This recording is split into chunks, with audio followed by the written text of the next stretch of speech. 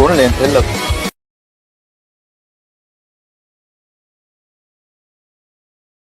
Hôm nay theo kế hoạch thời gian, tôi tiếp tục huấn luyện cho các đồng chí môn học huấn luyện thể lực, bài kỹ thuật nhảy xa kiểu ngồi. Trước khi vào nội dung của bài, mẫu quy định thao trường bài tập giống nhắc lại.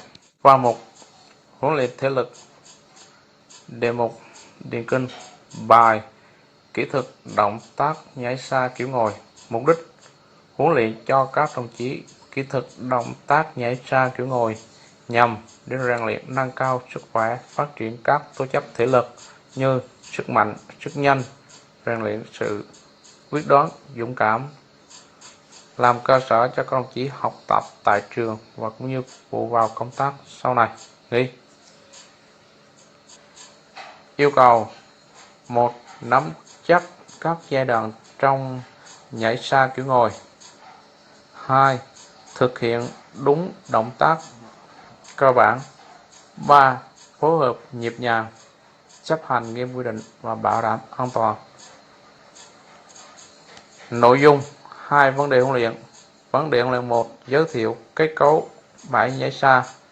2. Giới thiệu kỹ thuật động tác nhảy xa kiểu ngồi. Trọng tâm vấn đề huấn luyện 2. Thời gian: tổng thời gian toàn bài 2 tiết. Thời gian phần ý định huấn luyện 5 phút. Thời gian phần 2 thực hành huấn luyện, trong đó giới thiệu kỹ thuật, tổ chức khởi động, phổ biến kế hoạch luyện tập và tổ chức luyện tập 70 phút. Phần 3 kết thúc huấn luyện, thời gian 5 phút. Tổ chức và phương pháp tổ chức đội hình lên lớp thành đội hình 2 ngang, đứng quay mặt vào trong khu vực nhảy xa. Tổ chức luyện tập chia thành các bộ phận, thành các đợt luyện tập, mỗi đợt 5 đồng chí. Phương pháp: giáo viên giảng giải kết hợp làm mẫu cùng với giáo viên 2 qua 3 bước. Bước 1 làm nhanh khái quát động tác. Bước 2 làm chậm phân tích kỹ thuật động tác. Bước 3 làm tổng hợp đối với các đồng chí đứng trong hàng, nghe, quan sát, nắm nội dung, làm cơ sở để luyện tập. Vừa rồi tôi giới thiệu xong phần 1 ý định huấn luyện. Xong phần thứ 2 thực hành huấn luyện. 1. Giới thiệu kết cấu bãi nhảy xa kiểu ngồi. Thông thường thì khu vực nhảy xa được bố trí trong bãi tập thể lực tổng hợp. Sự tích hợp của bãi tập thể lực tổng hợp gồm có nhiều nhóm dụng cụ, và nhảy xa cũng là nằm trong nhóm dụng cụ nhóm thứ 3 trong bãi tập thể lực tổng hợp. Các đồng chí quan sát. Bãi nhảy xa gồm có đường chạy đà, ván dặm nhảy và hố cát. Nhất, đường chạy đà có độ rộng 1m25 và có chiều dài từ 30 cho đến 35 m đối với nam và 25 cho đến 30 m đối với nữ.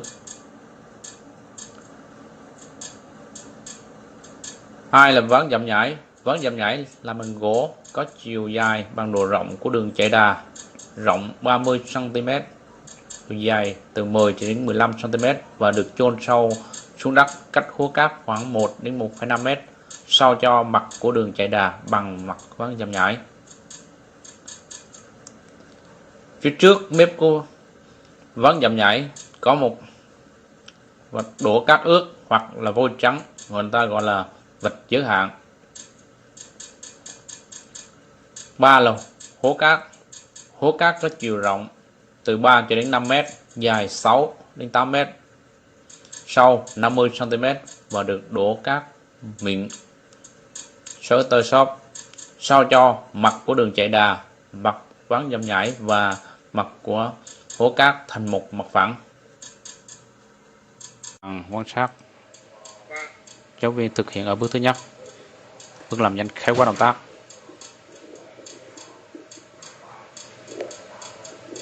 Thực hiện động tác đo đà.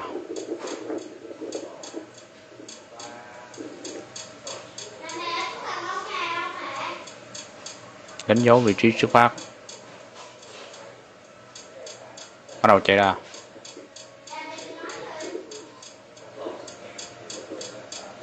Hồi tập. Kỹ thuật nhảy xa kiểu ngồi.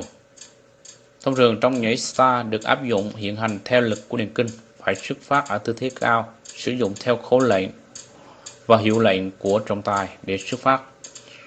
Trong nhảy xa có 4 giai đoạn. Một là giai đoạn đo đà và chạy đà. 2 là giai đoạn giảm nhảy. 3 là giai đoạn bước bộ trên không hay là bay trên không. 4 là giai đoạn tiếp cáp. Thứ nhất, giai đoạn đo đà và chạy đà. Về đo đà có 2 cách. Cách thứ nhất, người tập đi thường vào ván giảm nhảy, đứng quay mặt về hướng chạy đà, đặt 2 gót chân vào 2/3 ván giảm nhảy, đo 2 bước đi thường bằng 1 bước chạy đà. Cách này thường vận dụng phổ thông. Cách thứ hai, đo đà bằng bàn chân, bước 5 bàn chân liên tiếp bằng 1 bước đi thường. Cách này ít dùng. Cự ly đà phụ thuộc vào thể lực của từng người, do đó cần phải chọn cho mình một cự ly đà thích hợp. Sau khi đo đà xong, ta đánh dấu vị trí xuất phát và quay mặt về phía đường chạy đà. Nếu số bước chạy đà là lẻ thì đặt chân giảm nhảy về phía sau. Còn số bước chạy đà là chẵn thì đặt chân giảm nhảy lên phía trước. Ở đây bước chạy đà lẻ như 5, 7, 9. Vì ta bước 18 bước đi thường là bằng 9 bước chạy đà hoặc là bước lẻ. Ngược lại, tương tự đối với bước chạy đà là chẵn. Tay đánh về sau tự nhiên, đứng chân nọ, tay kia so le sẵn sàng chờ lệnh, đầu cuối tự nhiên. Khi nghe đồng lệnh chạy hoặc hiệu lệnh phát cờ của trọng tài đã được thống nhất thì đạp mạnh 2 chân, đánh tay, lao vào đánh đà nhịp, chạy đà thoải mái, biên độ hẹp, cơ bản giống như động tác chạy giữa quãng của chạy cự ly ngắn. Nhưng để chuẩn bị tốt cho giai đoạn giảm nhảy nên bước chạy đà trong nhảy xa có tính đàn hồi cao hơn, trọng tâm cơ thể nhấp nhô hơn, góc độ đạp sau lớn hơn, thời gian chân dậm đất lớn hơn thân người, càng về gắn giảm nhảy càng thẳng đứng, nhằm để kéo dài bước chạy đà ở 4 bước cuối cùng, chuẩn bị tốt cho động tác giảm nhảy kết thúc giai đoạn thứ nhất. Giai đoạn thứ hai, giai đoạn giảm nhảy. Giai đoạn giảm nhảy có ảnh hưởng trực tiếp đến thành tích kết quả của người tập. Đây là giai đoạn quyết định đến thành tích của nhảy xa, do vậy bước chạy đà cuối cùng đồng thời cũng là bước giảm nhảy. Khi đặt chân vào điểm giảm nhảy, điểm đặt chân ở phía trước hình chiếu trọng tâm cơ thể, nên đùi chân giảm nhảy không nhấc cao mà chủ động ép đùi về phía sau để chân hầu như thẳng. Đặt cả bàn chân vào ván giảm nhảy. Động tác giảm nhảy được thực hiện từ khi chân dậm còn ở trên không. Khi chạy đà đến bước cuối cùng, đùi của chân dậm không đưa cao như trong bước chạy đà mà nhanh chóng làm động tác miết chân dậm xuống. Có 3 cách đặt bàn chân xuống ván giảm nhảy như sau. Cách 1, đặt cả bàn chân lên ván giảm nhảy. Cách này phù hợp cho những người mới tập. Cách 2, đặt nửa bàn chân lên ván giảm nhảy từ mũi bàn chân rồi chuyển cả bàn chân, giống như đặt ở bàn thắm. Cách này phù hợp với những người có sức mạnh chân tốt và có trình độ khá. Cách 3, đặt gót chân vào ván giảm nhảy rồi chuyển về mũi chân. Cách này thích hợp cho những người có tốc độ chạy đà rất nhanh, có tác dụng làm tăng thêm lực đẩy thân người lên cao, phối hợp việc chạy đà, giúp cho việc thực hiện động tác nhảy xa trên không dễ dàng và đưa cơ thể đi xa hơn. Nhờ có động tác miết chân dậm xuống ván giảm nhảy ngắn hơn các bước chạy đà khác, lúc chân đặt xuống ván giảm nhảy, chân gần như thẳng, sau đó co lại tự nhiên, thân người thẳng, không lao về trước, đồng thời phối hợp với động tác chân lăn và hai tay dậm, dùng sức đạp xuống ván, sao cho chân duỗi thẳng tới mũi bàn chân. Lúc này bàn chân cản chân, đùi của chân dậm và thân trên làm thành một đường thẳng, hơi ngả về trước. Cái giai đoạn thứ hai chuyển qua giai đoạn thứ ba. Giai đoạn thứ ba, giai đoạn bay trên không hay là bước bộ trên không. Động tác bay trên không. Sau khi dậm nhảy, người rời khỏi mặt đất bay trên không. Khi gần hết đà bay, nhanh chóng rút chân dậm kịp với chân còn lại, tiếp tục co hai đùi áp sát ngực, thân trên gập về trước, hai tay đánh ra phía sau thành tư thế ngồi. Sau đó duỗi thẳng cẳng chân, với ra xa về trước để chuẩn bị động tác tiếp cát. Kết thúc giai đoạn thứ ba, chuyển qua giai đoạn thứ tư, giai đoạn tiếp cát. Động tác tiếp cát. Sau khi gót chân vừa chạm cát, nhanh chóng co gập đầu gối chuyển thành ngồi xổm, hai tay vung mạnh từ sau ra trước, cùng với việc ngã người về trước để tránh ngã ra sau. Tiếp tục ổn định tư thế, đứng dậy và ra khỏi phía trước. Điểm chú ý sai lầm và cách khắc phục. Phổ biến luật chạy kỷ lục. Nhất, điểm chú ý không được xuất phát trước khẩu lệnh hoặc hiệu lệnh của trọng tài. Chú ý thứ hai, khi nhảy xong không được đi ngược về phía hố cát. Trong quá trình tập luyện thường mắc: thứ nhất, thực hiện động tác dậm nhảy,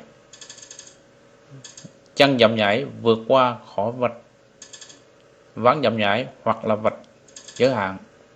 Cách khắc phục: tại vị trí khi đo xong xuất phát thì chân dậm nhảy lùi về phía sau 1 hoặc 1,5 bàn chân. Ngược lại, trường hợp chân dậm nhảy dậm vào chưa đến ván dậm nhảy, cách khắc phục: sau khi đo đà xong vị trí xuất phát, tiến lên phía trước của chân dậm nhảy 1 hoặc 1,5 bàn chân. Luật nhảy: người tập hoặc là vận động viên phải xuất phát ở tư thế cao và xuất phát theo khẩu lệnh của trọng tài hoặc người chỉ huy. Thành tích được xác định đo từ mép trên của ván dậm nhảy đến điểm tiếp cát gần nhất của vận động viên hoặc người tập của lần nhảy hợp lệ. Mỗi vận động viên được phép thực hiện 3 lần nhảy và tính thành tích lần nhảy xa nhất. Ở các giải thi đấu lớn khu vực quốc tế, Thế vận hội thì vận động viên vào chung kết, mỗi vận động viên thực hiện nhảy 6 lần và được xác định thành tích lần nhảy xa nhất. Cách xử lý phạm luật như sau. Vận động viên nhảy trước khẩu lệnh hoặc hiệu lệnh của trọng tài, lần nhảy đó không hợp lệ. 2. Thực hiện động tác dậm nhảy để chân dậm nhảy vượt qua ván dậm nhảy hoặc chạm dẫm vào vạch giới hạn, lần nhảy không hợp lệ. 3.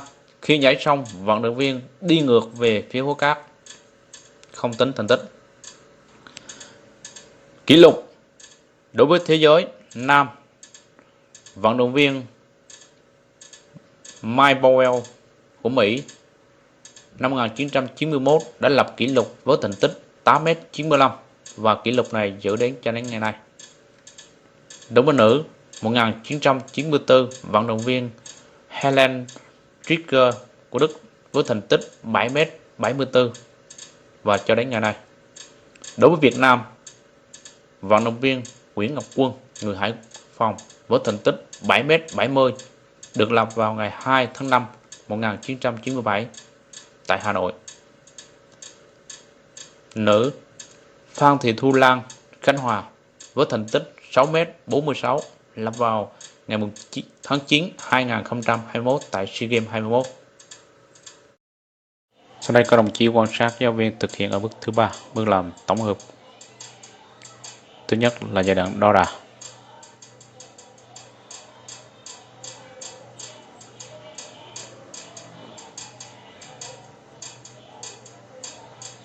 xác định vị trí, chuẩn bị thực hiện chạy đà, giảm nhảy và bay trên không tiếp cát. Thôi tập.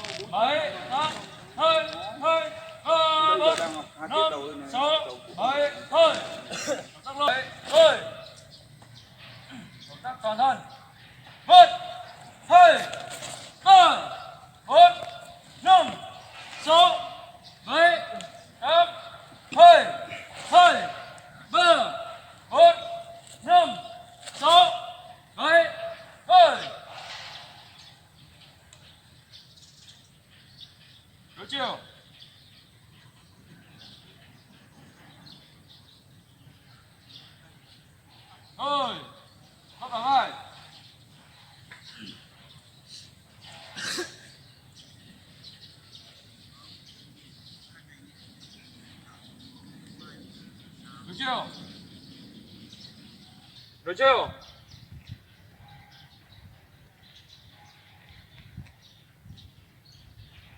Thôi, không hồng, từ phải qua trái.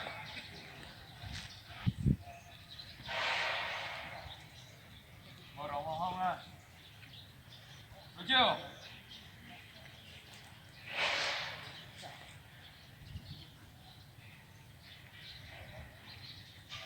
Thôi, không hả? Chân trái trước, trong đông ngoài.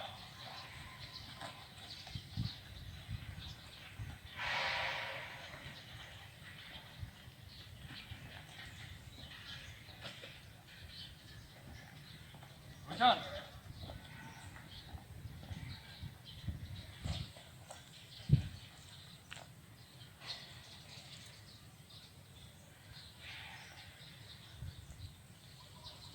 Rồi, cốc một tay kết hợp cốc của chân. Chân trái trước.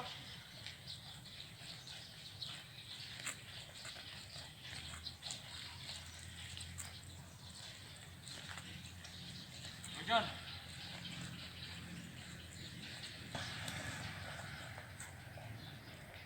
Ép chân trái trước. Rồi con đi chân trái trước. 3, 4, 5, 6, 7, 8, 2, 2, 3, 4, 5, 6, 7, thôi. 1, 2, 3, 4, 5, 6, 7, 8, 2, 2, 3, 4, 5, 6, 7, thôi. 1, 2, 3, 4, 5, 6, 7, 8, 9, 10. 1 2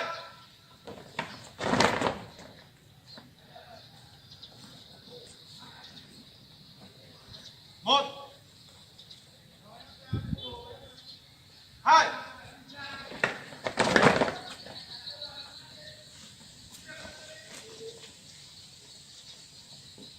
1 2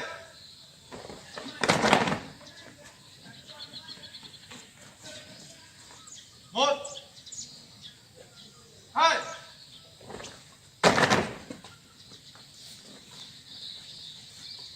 1 2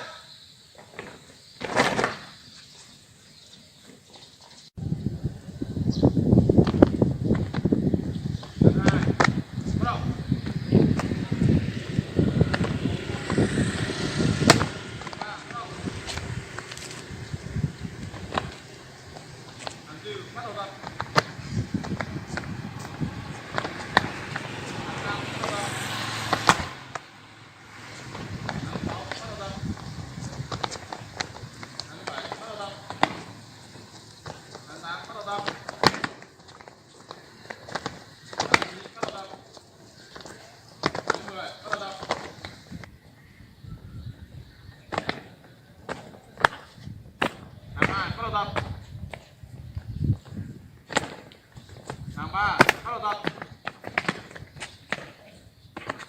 Rồi, được. Không tiếp cát. Hàng thứ nhất bắt đầu tập.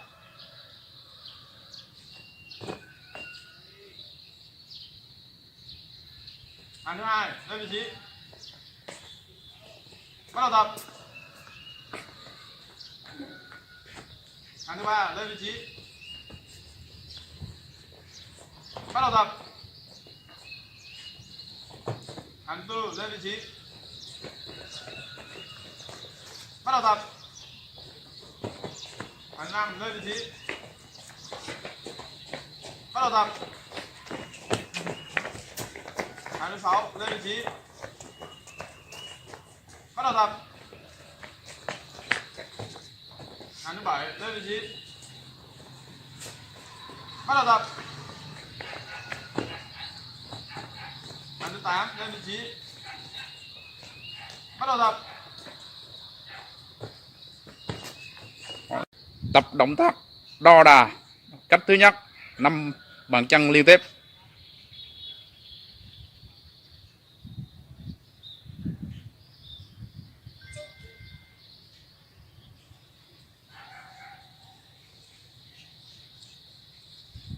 Cách thứ hai, đo đà 2 bước đi thường bằng 1 bước chạy đà. Sau khi đo đà xong, quay đằng sau và đánh dấu vị trí xuất phát.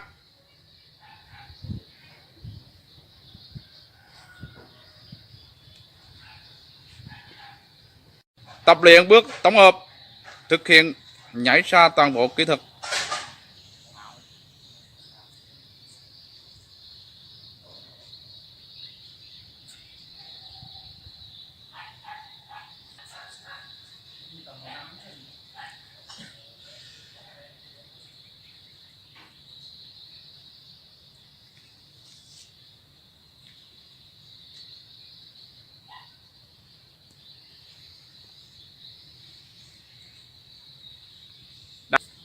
Chuẩn bị. Bắt đầu tập.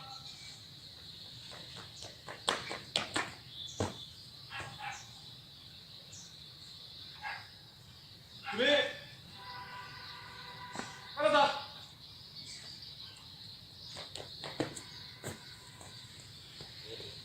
Chuẩn bị. Bắt đầu tập.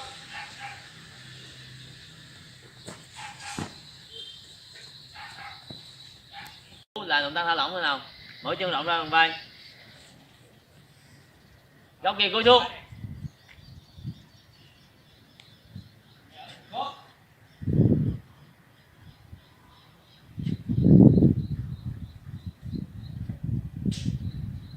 Rồi. Không đi động tác. 2 3 4 5 6 7 8. Rồi. Phải quay trước đó.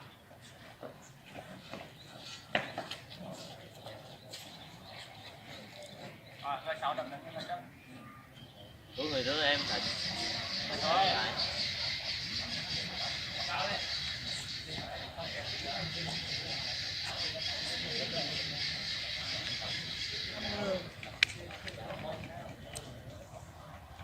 Rồi quay.